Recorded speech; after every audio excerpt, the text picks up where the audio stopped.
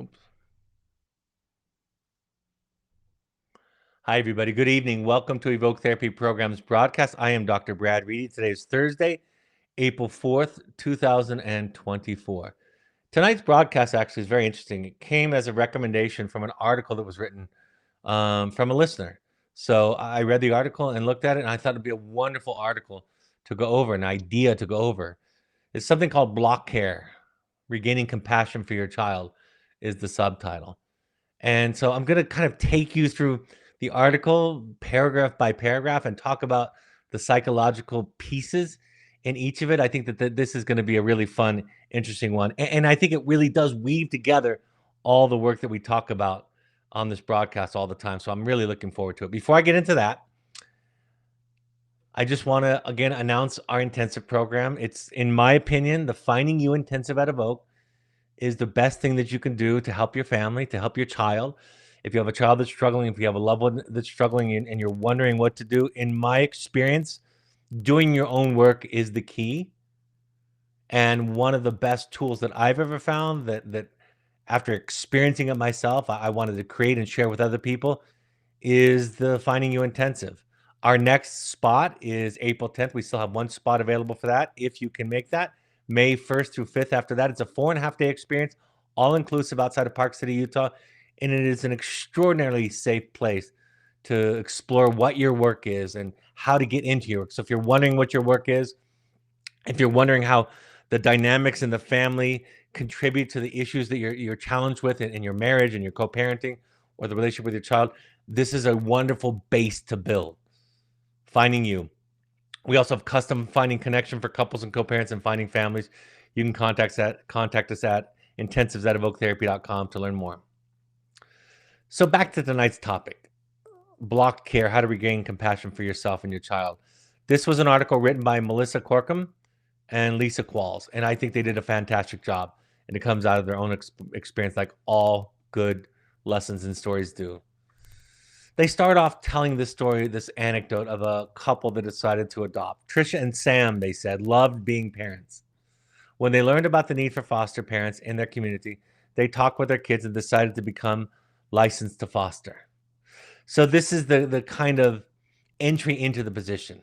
And one of the things that we learn about most experiences is that the expectations going in are the number one factor determining whether that experience is going to be satisfactory. So in the case of this particular couple, when they adopt children, I expect that they expected, like maybe the children that they already had, that it was going to be this wonderful, joyful experience. And what ended up happening, of course, is they adopted children who came with a lot of psychological issues and baggage, and those taxed them. It wasn't this experience like so much of parenting, especially early parenting, can be that kind of feeds you.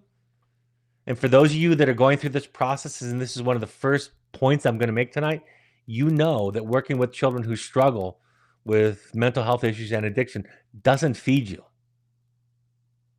Not in the short term, at least. It absolutely drains you. It actually absolutely requires a lot of energy going out. And a big theme for this work, this idea of Block Care, is it's somewhat of a math equation. How much energy is coming in, meaning self-care, self-soothing, self-regulation, right? Feeding yourself in whatever way that looks like for you. How much of that is going in and how much of that is going out because of the people that rely upon you, the people that you care for, maybe even the people that you serve at work. And if that equation gets dramatically out of balance or significantly out of balance, you end up experiencing the kind of distress that these parents eventually experienced. They write in their article that this couple, Trisha and Sam, had finally had the large family that they'd always dreamed of. Again, you hear this idea that it was going to be something that was going to, in the short term, give them more love. And again, those of you who have loved ones that are struggling know that it doesn't go that way. Now, I'm not saying that it's not worth it. My children have given my life the most meaning of anything, unarguably in my life, for sure. They've given me great meaning, and I treasure that meaning and wouldn't trade it for anything. But I, like you, have also learned, especially when they struggle, that they've also required the most energy, and there's really no close second. And again, when energy goes out towards somebody else, we get left empty. We end up, at times, if we finally can't take care of ourselves well enough, we end up self-medicating. It could be with food, could be with drugs, could be anything with addiction, could be with work. Work can be a very self-medicating thing for families that work with children, that have children that are struggling with mental health, because you go to work and you know how to do your job. A plus B equals C. You ask somebody for a pencil, they give you a pencil. You contrast that with home and family, and they definitely don't praise you. You don't know how to do it because there's no generic solution or formula for this. And when you ask for a pencil, they give you a banana. So while our children give us the most meaning, they also require the most amount of psychic energy. When the boys first arrived, the authors write, it seemed everything was going pretty well with the exception of sleep. Trisha was perpetually exhausted. As the weeks went on, things began to get worse. Again, you start to see this math equation that the energy going out, especially with sleep. My children asked me once, what's the hardest part of parenting? And my response was the sleep, especially with young children, but sometimes even with older children, because my children need me. They want me. They want company. They want attention. They want nurturing. They want connection. They want all those things for sure. These are not bad things to want. This is how the human being is built, right? And so what I get up against, and this is a really important point that kind of weaves together what I talk about and what's talked about in this article, is if you are riddled with shame and guilt, if you think that the goal is to be, quote unquote, a good person or a good parent, and anything other or less than that is too threatening, then you end up denying yourself and you end up becoming symptomatic. You end up with your own mental illness because of neglect, because of self-neglect. The parents pulled out adoption books looking for help. She posted in a Facebook group and got lots of encouraging advice. Trisha understood her son wasn't a bad kid. He was acting out of fear due to early adverse experiences. She knew she had to keep working hard to build trust with him and help him heal. I think this is a nice paragraph in their article because this shows you that even when you have the perspective that the child is not a bad kid, even when you can see them through compassionate eyes, hear them through compassionate ears, you also still realize it's going to take a lot of energy and a lot of work to be there for them in the ways that they are asking, crying for, symptomatically begging for in the process. And then you go looking for advice, you go looking for books, you go looking for answers. Trisha was working harder to parent than she ever had before. She continued to be loving toward her son, even though he seemed to reject her over and over. When he was upset, he said he hated her, and it seemed to be true. So again, you start to see that she was doing, and I think this is so true of so many of our parents. You know, I was talking to somebody about this today. Parents deserve as much or more compassion than their children sometimes. And working with families over the years, and I have to confess, it took me some years to figure this out. Parents need as much compassion and support and non-judgment as their children, maybe even more.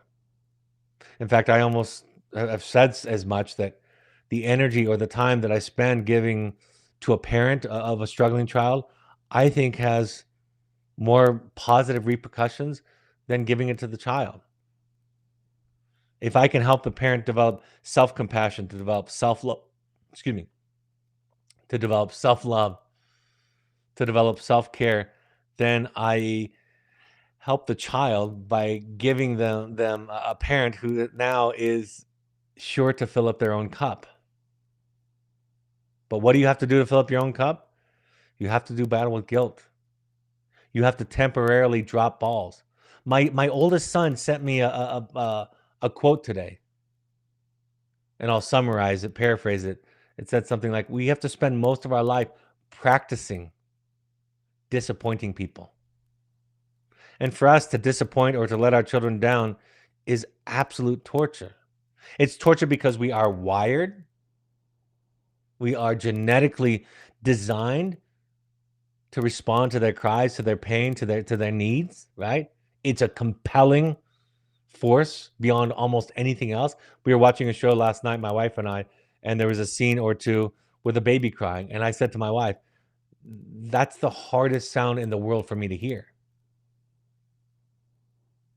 Sometimes I've said listening to a baby cry is the worst sound, but actually the worst sound is hearing your baby cry. So we're wired for it, right? First and foremost. And if we temporarily, momentarily pull away to take care of ourselves, we are absolutely flooded with guilt. It goes back to this every time, doesn't it? That's why I talk so much about when I share what people write and when people talk about, and they talk about the right way to be, the healthy way to be, the good way to be. That's relatively easy to speak to. It really is. You could give me the background on a situation with somebody in your life in a relationship, with a child, with a partner, with your own parents. You could give me that, and if I listened long enough and listened to the context long enough, I could write back a paragraph that fits the bill, if you will, fits the prescription for an enlightened, wise thing to say to the parent. That's not very hard, relatively speaking. The hard part is the transformation inside of your own soul. You have to learn to think and feel differently than you think and feel now. And that doesn't come by these prescriptions. That doesn't come by a therapist telling you what to do or suggesting what you should do. And if a therapist does tell you what to do or gives you some kind of recommendation and follow it, it will only last as long as that one interaction they'll come back to, still not knowing how to be. This work at Evoke, this work of psychotherapy, the way that we look at it, the trauma-informed, the attachment-informed work that we talk about is a fundamental transformation of the psyche. It is unlearning so many things. I was explaining to a therapist today in this masterclass I have coming up in May that I'm teaching, and I was explaining to them that I like to work with young therapists because I don't have to have them unlearn so many of the things that their professors and their teachers have told them that just simply aren't true about life. That, like the great Carl Jung said, learn all the techniques and the theory, master all of them, but in the end, just be one human soul touching another human soul. So this is deep work, right? This is not superficial. This is not symptom-based work. The article goes on and reads, as the months passed, the angry words from her son hurt less. She became used to his verbal assaults. In fact, she seemed to let them roll off of her. She wouldn't let them pierce her heart. When she tried to give affection and he pushed her away, she told herself it didn't matter. So the protective mechanism that is not pathological, by the way, is something that we do to cope, to not be overwhelmed. In many ways, to not abuse the children worse, is we learn to numb ourselves. We learn to not care. But when we numb ourselves, when we cut ourselves off from that pain, that real, valid, deep feeling, we cut off the entire life force. We cut off joy. We cut off creativity. We cut off love. But for many of us, especially in the alone place that we feel in parenting, this is all we know. This is all we can do. The article goes on, but her heart just wasn't in it anymore. She found herself counting the years until he would graduate from high school and go away to college. Surely nobody would understand. So she kept these thoughts to herself. She felt ashamed that she just wanted him to go away. Again, these are normal feelings. And I'm going to say this thing, it's maybe one of the most important messages that I can give you today. until you as a parent take responsibility for your feelings, your anger, your sadness, your hurt. And to do that, to some extent, you have to have some success with guilt and shame, because you will tell yourself that those feelings are bad and wrong, that they aren't what a good parent would feel or a good person would feel. Until you are able to own those feelings, to cope with the fact that you have them, you are going to project those feelings out onto the people that you love, particularly your children, in the form of criticism. The message will be sent is that the child has to be different and get better and heal and become non-symptomatic so that you can feel okay. And with that description, we start to see how the undone work of the parent, how the unlived life of a parent becomes the heaviest burden for a child to carry. But what stands in the way of this ownership of our anger, this ownership of our hurt, in the case of these parents that they're writing about, the ownership of the dreams that were lost, the fantasy that was crushed, what stands in the way? Guilt, shame, the idea that the goal is to be good. They go on to explain in terms of shame, they say, most of the time in these situations, these parents stay silent and withdrawn. The shame they feel is overwhelming. This leads to isolation and feelings of despair. So we start to see, because of shame, we don't talk, we don't share. And this cuts us off and makes us more lonely and less able to cope. If there was no shame, there was no guilt, we would talk about it with people. We would find connection. We would find out that not only are we not alone, but for people that have these kinds of dynamics in families, this is essentially unavoidable, inescapable. So you learn real quickly to stay silent because of the shame. So let's talk about this. Let's go all the way back to what children may experience before joining a family, especially adopted children, like in these cases. Prenatal stress or harm, that could even happen with your own children. Difficult labor or birth, early hospitalization, abuse, neglect, trauma, change in a primary caregiver in the case of adoption. All of these things affect the child's nervous system, affect the child's sense of self. It's nonverbal.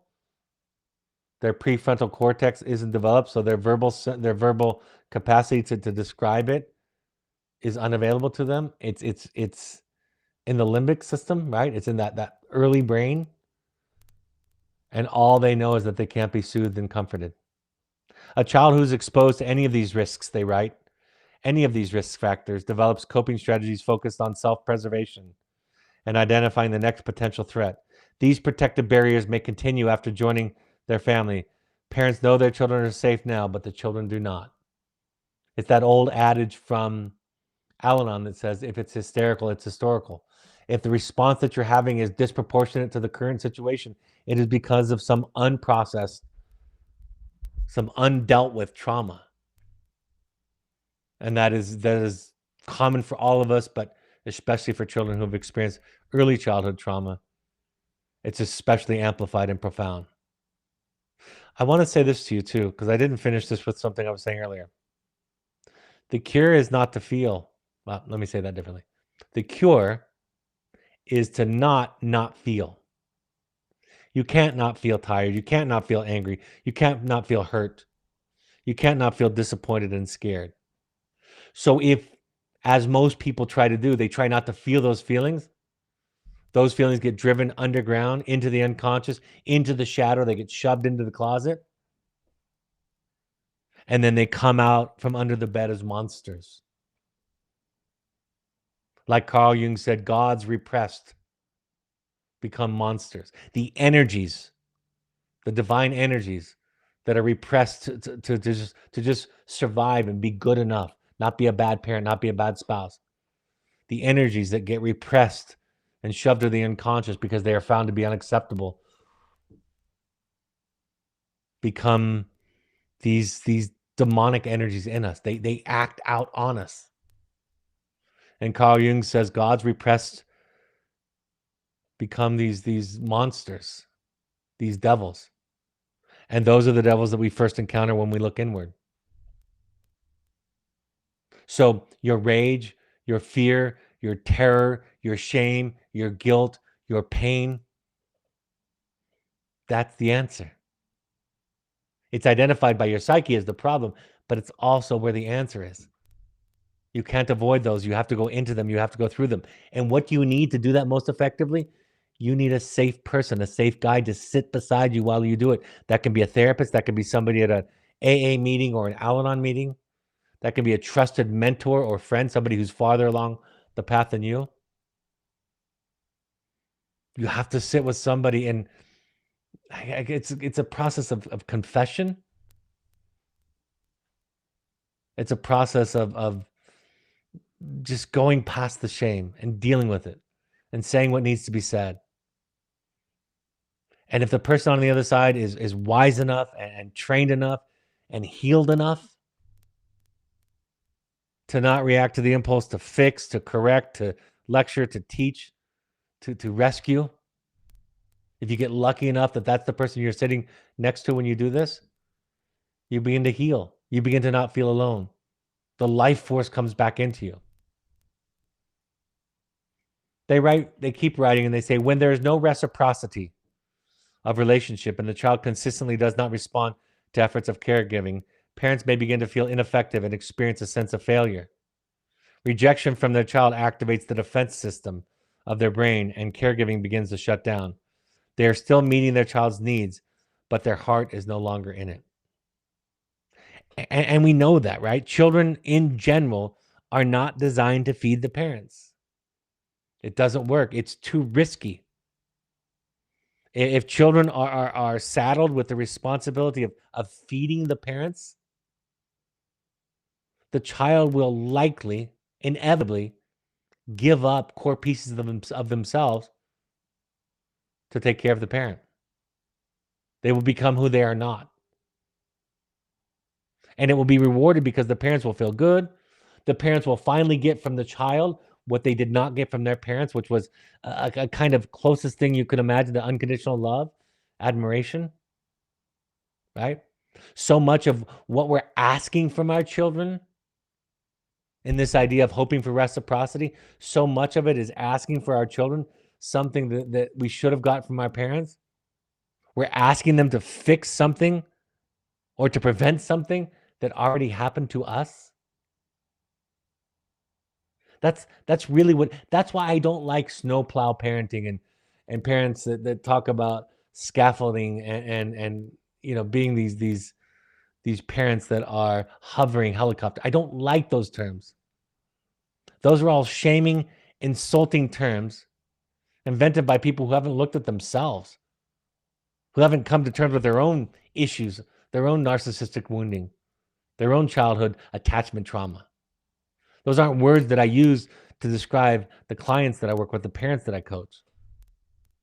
I describe them as people that are hurting, people that are scared, people that are struggling, people that have in their bodies a legacy of trauma and attachment fractures that they haven't quite yet dealt with, that the child is exposing. And if you're a child like I was, rebellious, angry, pushing back on the parents like I did to my mother specifically, my father wasn't around. If you're that kind of child, all of your sore spots get exposed. All of your triggers get flipped. All of your wounds are touched upon. My mother did not have parents that saw her. I know that. I remember it. I've seen it with my own eyes.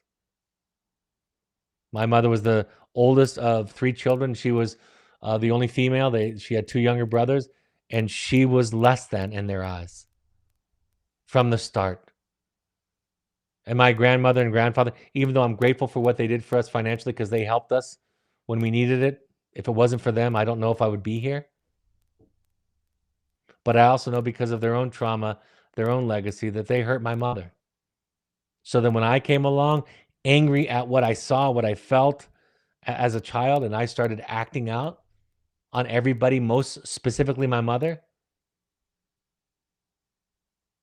I was then a particularly difficult child for my mother to deal with. She didn't have a base She didn't have a foundation. She didn't have a sense of self. She hadn't healed, and she tried some. She did try therapy.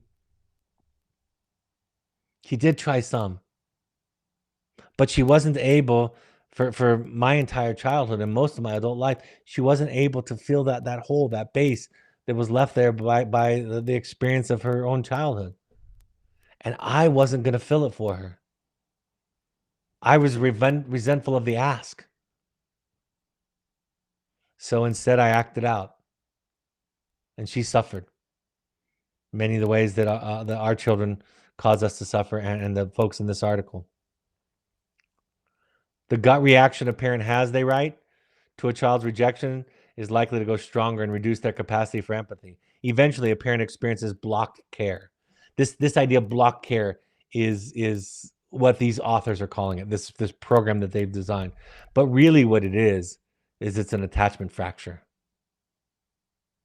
and it is fundamentally, you can say, it comes from the child and the experience with the child, and that is the activating trigger, but it predates the child. It comes from the grandparents and the great grandparents and the great great grandparents. It comes from this lineage of ideas, of thinking, of ways of being. And the child just exposes that vulnerability, that susceptibility. So they've identified 10 signs of block care that parents might experience. Here are the signs of block care that they identified. They are caught up in coping with their child's behavior and lose curiosity and the meaning behind it. Like I said before, even if you do have compassion, it's hard. But oftentimes I hear parents say over and over again, why?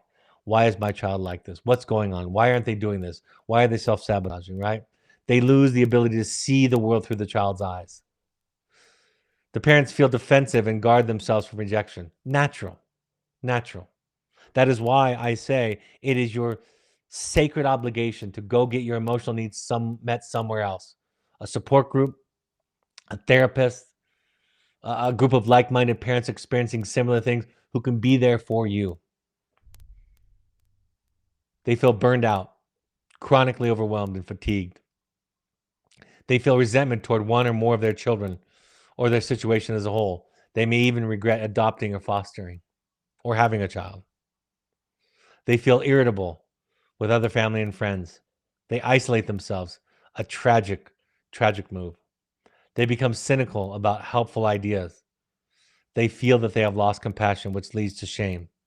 They experience a crisis of faith or a challenge of a personal belief system, and they feel no real pleasure in parenting. And by extension, they start to feel no real pleasure in life. Right? We can recognize this. Even if you haven't experienced all of this, you can recognize pieces of this. I recognize it in myself. I recognize it in my clients. Because block care involves, they write, the suppression of caring feelings, a parent's community may view them as uncaring or non-empathetic. It is vital to remember that what they're observing is not a character flaw, but a treatable condition. Parents experiencing block care have fragile nervous systems that are closed off and protected. Even well-intentioned advice from a therapist, teacher, or friend can feel insensitive and judgmental, which pushes parents deeper into the trap of shame. And that's why it's so important. My therapist is talking a lot about this lately.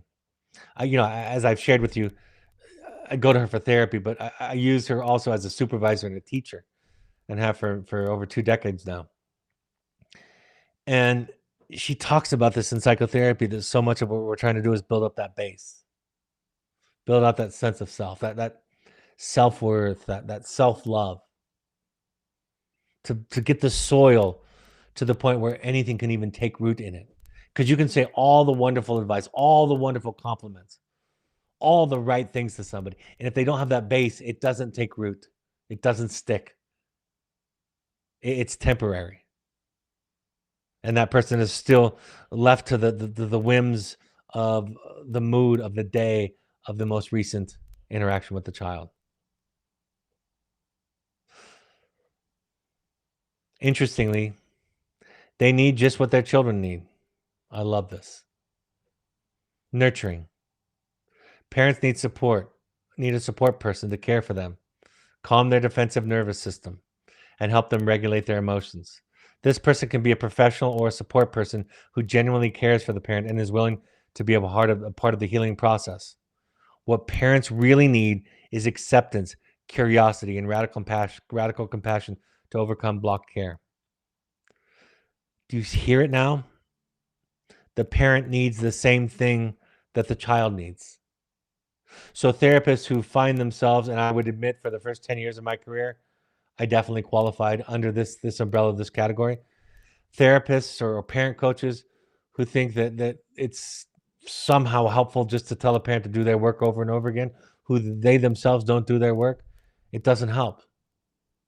Like I said in the last couple of broadcasts, I've been saying to professionals the same thing that we've all been saying to parents. I say to professionals, do your work. If you don't do your work, you're going to be judgmental. And I don't care if you think you're hiding it. I don't care if you think you're hiding it. You're not. It's being communicated unconsciously. It's being felt. And maybe even because it's subconscious or unconscious, it might even be more insidious. More so than if you just came out as overtly judgmental. And I will tell you this right now, the large majority of psychotherapists in the United States don't understand or believe or subscribe to this idea that I'm sharing. They think that they are better than the clients, that they are wiser than the clients, that they are more healthy and healed than the clients, which a good percentage of the time is not necessarily true. What's probably true is that their defenses are more sophisticated. That's probably what it is. But good therapists realize that they're no different from the clients.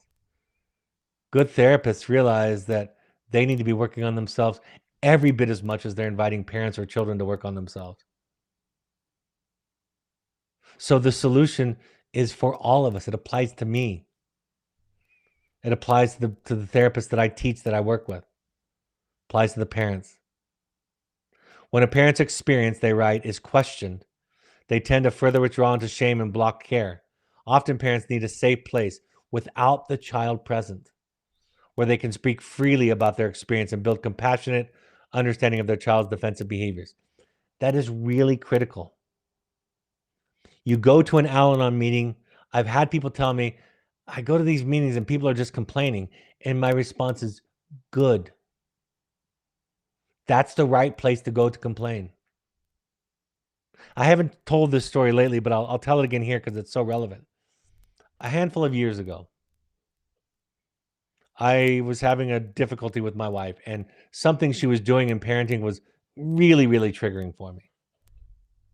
It reminded me, it was something around the parenting of our youngest child, and it reminded me of some of the issues we worked on with our children that are now in their, early 30s, late 20s.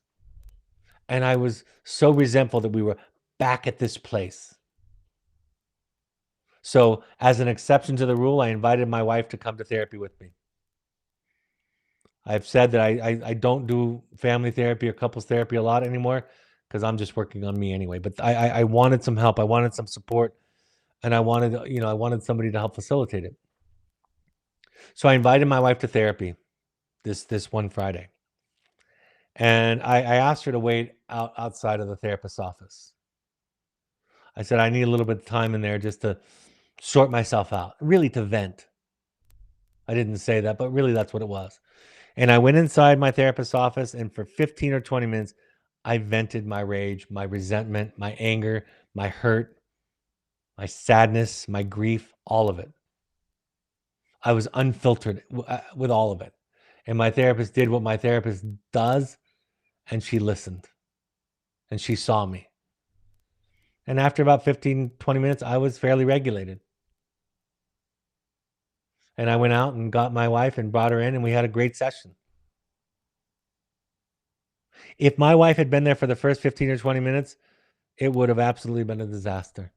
Nobody would have been able to contain that rage directed at them or about them. Nobody. I wouldn't have. It would have been too hard. It would have been too much. But I found somebody to do it with. I found somebody to talk to. So much of the time when I'm doing psychotherapy or parent coaching, and I'm talking to a parent, I'm just taking it in, listening. I'm glad you're talking about it. Keep talking. Tell me more about it. I know what it's like. Yes, that makes sense. And you can see very, very often, you can see the person's nervous system begin to relax, begin to down regulate. You can see it. You can feel it. They might yawn. They might drop their shoulders. They might lean back in their chair. They might take a deep, slow breath. Their voice changes.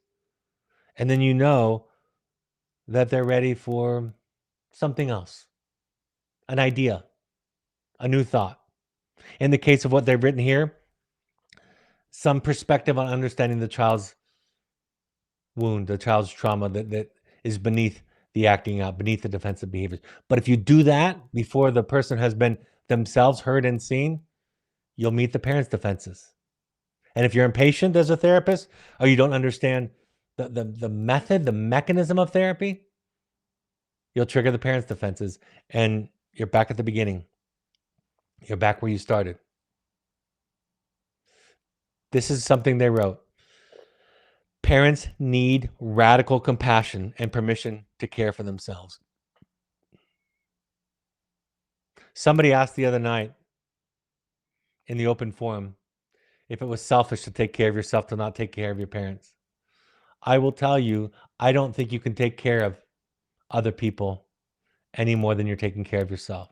You can do it temporarily. We've all done that. But over an extended period of time, a prolonged period of time, it won't work. You'll act out. You'll numb yourself out. You'll self-medicate. You'll be passive aggressive. You'll lose your patience, and you'll think it's about the other person.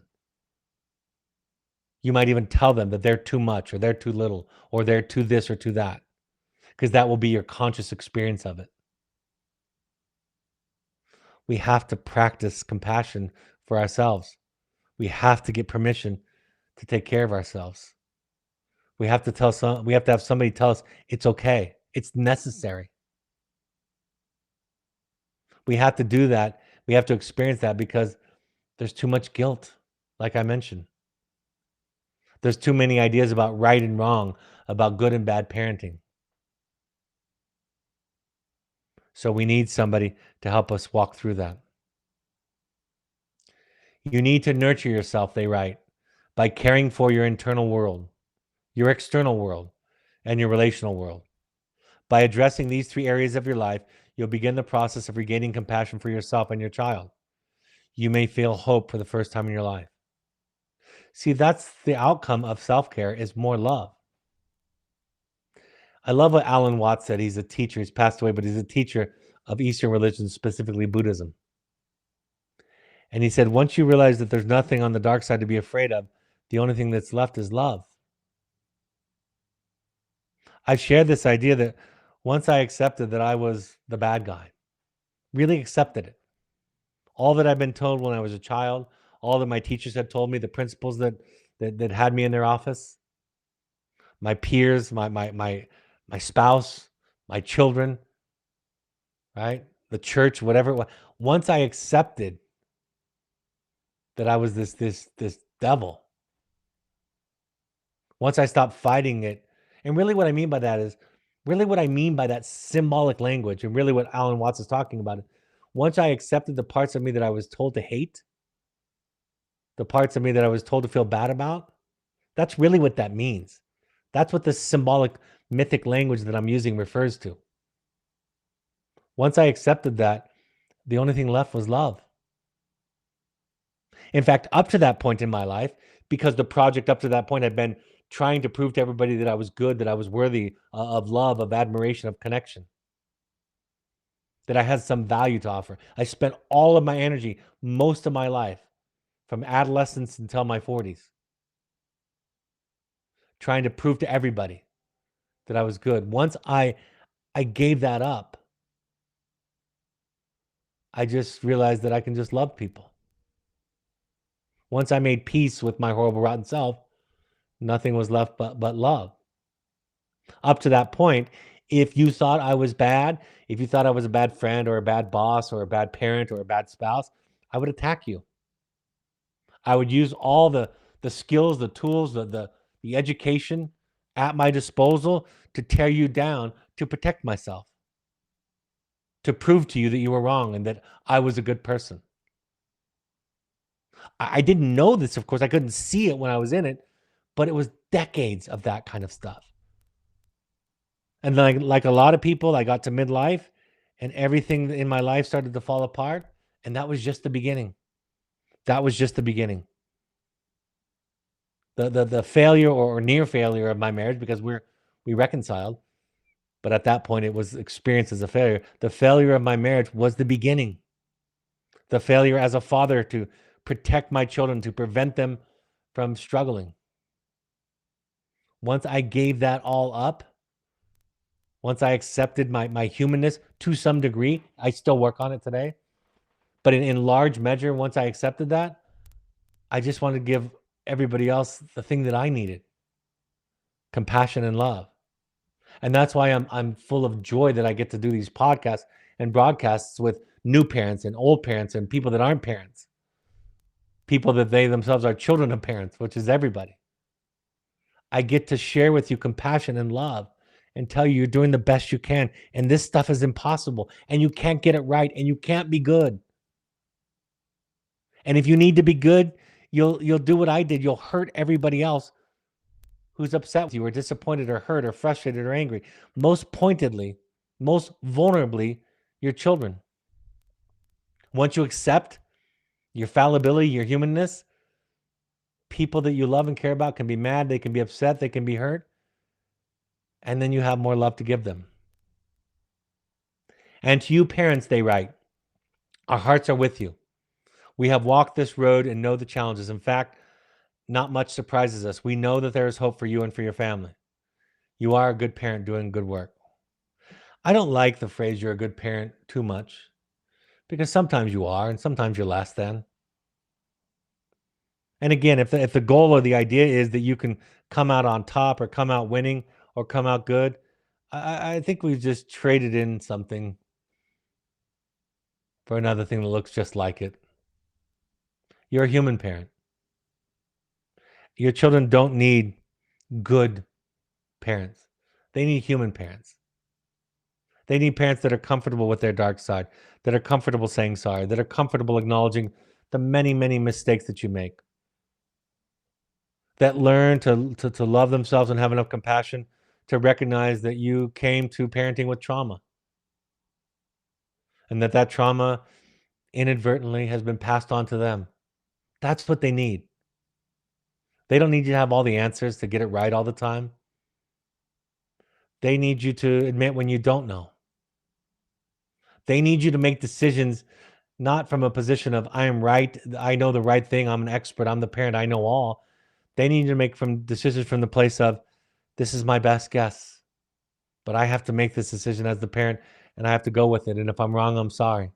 And you're allowed to be mad. You're allowed to disagree. I barely have the confidence to do some of this stuff. So what are the take homes from this lesson? It's so much of what we talk about in attachment-based parenting. And so much of the equation is energy in and energy out. You have to rig the game so that you can win it. And if you think that the solution is just give more and more and more because that's what you've been taught that good people, good parents, good mothers, good fathers do, you'll be doomed. You'll find yourself in a heap of mess or estranged from your children. When parents come to me and say, I was a good parent, I worry about them and their children. When parents come to me and say, I've screwed up a lot, I am absolutely hopeful for everybody in the family. There is a lack of reciprocity in child rearing. They are not designed. It does not work well in the design for them to take care of us, for them to give us and feed us with a sense of security, with a sense of love and admiration. It does not work. It comes at too great of a cost for them. And so parenting is somewhat of a one-way street, which even, most importantly, demands that you take care of yourself. Right? That's why I tell you it's a one-way street. So you don't think that you can just hold your breath and do this. because of some virtuous desire to be good and right. You're not alone. You are not alone. I have different stories than you. I have different circumstances. I have different pain than you, but I know this process. I know what it's like. And you have to do battle with shame. You have to learn to manage your shame and guilt, to deconstruct the idea that guilt is a conscience feeling. It's not. You have to unlearn so much of what you've learned. So much. I was talking about it with my wife last night as we were watching a show, a series that we really enjoyed. And we saw some parent-child interactions. I said, it is so frequent, so ubiquitous in movies and television to show bad parenting with the implication that it's good. Our responses are so automatic, so unconscious. We rarely see examples. In fact, it looks odd or strange. It reminds me of Mr. Fred Rogers, Mr. Rogers' Neighborhood. I confess and am embarrassed to say that when I was a child growing up, I thought he was weird. I thought he was patronizing. I didn't name it, but I thought he might be a pedophile or something. That's the way I felt around him. And now I know that feeling was so foreign.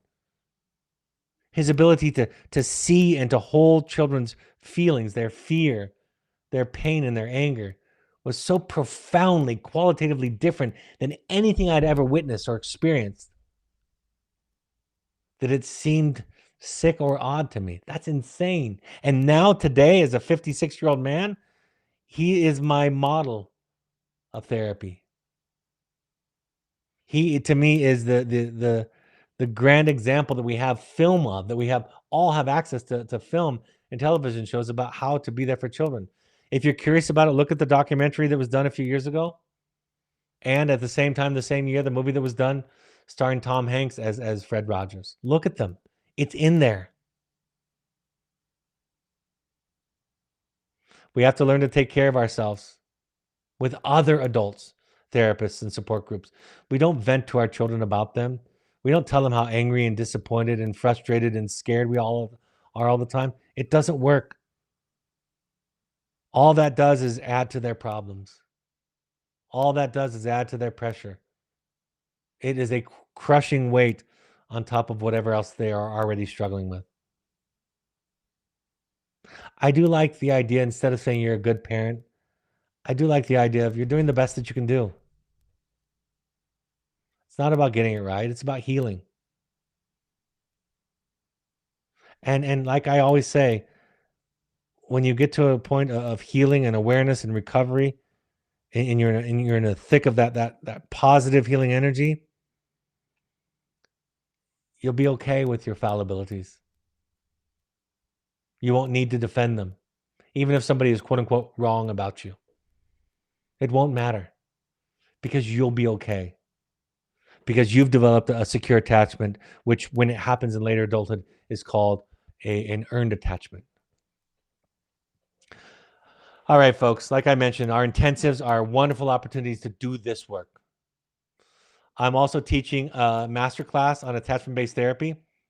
While this is for mental health professionals, lay people are allowed to attend, but just note that it's going to be geared toward professionals and the treatment setting and treatment and psychotherapy. So you're welcome to come if that's something you want to learn about. I think it can be very helpful for lay people, but it's geared toward professionals.